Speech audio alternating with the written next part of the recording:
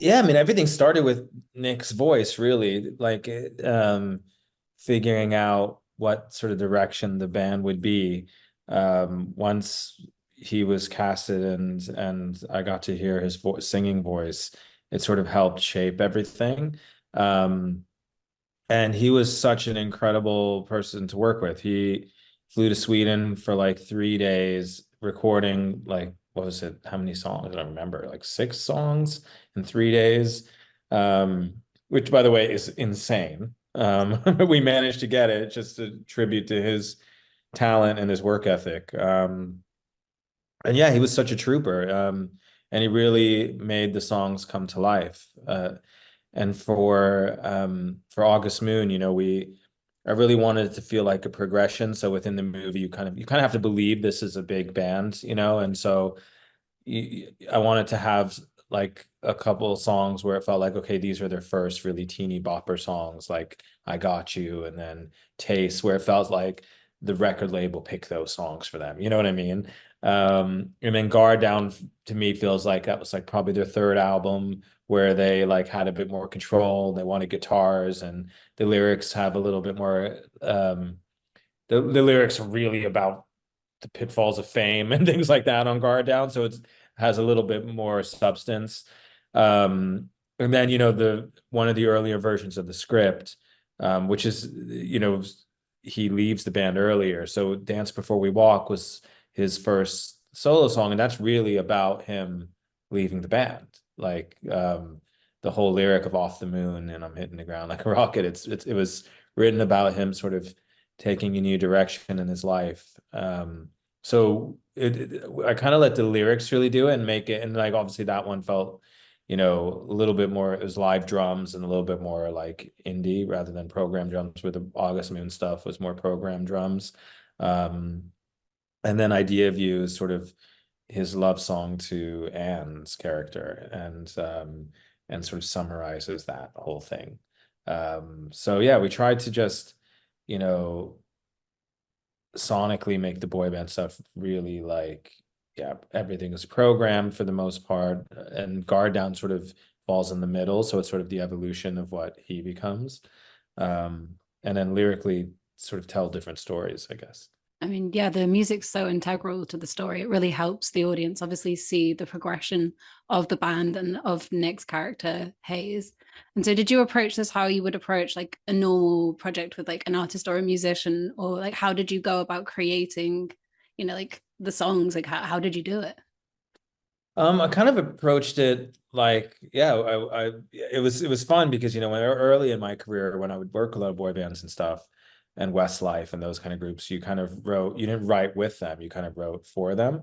So and it had been a minute, since I did that. So I really just treated it like I went in with an old friend of mine, Carl Falk, and on some songs, friend Albin, who both of whom I did a bunch of One Direction stuff with. And Carl, I've gone back, we did Westlife together back in the day, and a few other things, and really approached it like treating Hayes and treating the band like they were real. Like I really didn't want it to feel like a fictional band. And my origins of writing songs were always when I was a teenager. I'd like, because I didn't, I have a very traditional Indian family. I couldn't like date or anything like that. So I would write songs from like the points of view of like characters, like on Dawson's Creek, or 90210. That's how I wrote. Like, so I guess I sort of picked up that ability early on in my career. And it sort of helped me to be able to sort of get in under the skin of an artist, or at least try, as close as I can get. And the script being so good, and the songs are sort of results of conversations with Michael, the director, and Kathy, the producer, about Hayes and the character and where the band is, and anytime I was in doubt, I picked up the script. And yeah, I just wanted it to feel like I treated them like they were real. And they were real people. Hayes was a real artist, just happens to be I'm writing for him, if that makes sense. Yeah. No, that makes total sense. I mean, did you have a favorite track that you created for this? My favorite is Dance Before We Walk, personally. That's my favorite. Yeah, that's Uh, the one I find myself going back to a lot. it's really catchy. Like it's really got everything in it that makes it like the perfect pop song. Oh, Uh, thanks. but yeah, I mean, so obviously you were talking about like in the past working with Westlife and stuff like that. Did you take any inspiration from any of these existing like sounds or like artists and bands and stuff to formulate this? Like when I spoke to Nick, he mentioned that Guard Down he felt was like inspired by the sound of like the Police. And so I just wondered if there Yeah. would be like It was, inspiration. I mean, we kind of do that just writing songs anyway, like your influences. But yeah, we weren't really thinking like Westlife or One Direction or anything like that necessarily. It just, you know, I guess when me and Carl write these kind of songs, it ends up sounding like that. So we just sort of like it was fun because we just got to do what when you have like my sort of boy band rules in a way are always like don't try and trace what's cool now. Like it shouldn't sound like what's cool now. Like the guys in the band probably shouldn't like they're not the demographic for the songs. You know what I mean? So it was fun to just not think about okay, what's trendy right now. Let's just do what we think would be fun if we had a new group come to us, you know. And I think that sort of served us well. And we had to like again, we had to think of like, okay, this band has been around for a minute, so what is their catalog like? So hopefully we sort of achieved that where you believe that it's real. I mean, I think there's going to be a lot of people online very into August Moon and very sad that it's not a real band. That's, I hope so. That was sort of the plan, to really give them a social media presence as well, um and hopefully, because pop music is a lot of fantasy, so hopefully it doesn't stop people from becoming moonheads. uh, the Moonhead movement online. Yeah. Yeah, I mean, did you get to go and watch when they performed the August Moon songs on stage with all of the backdrop and everything? Did you get to go and see everything? No, I was busy working on the songs, like on the final productions and stuff. Unfortunately, I couldn't go, but it looked amazing. I mean, people sent me like screenshot, like of the monitor, like videos and photos while it was happening. It was really fun.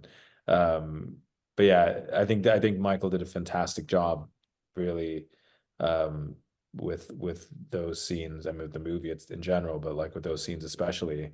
They feel real. It feels like you're there.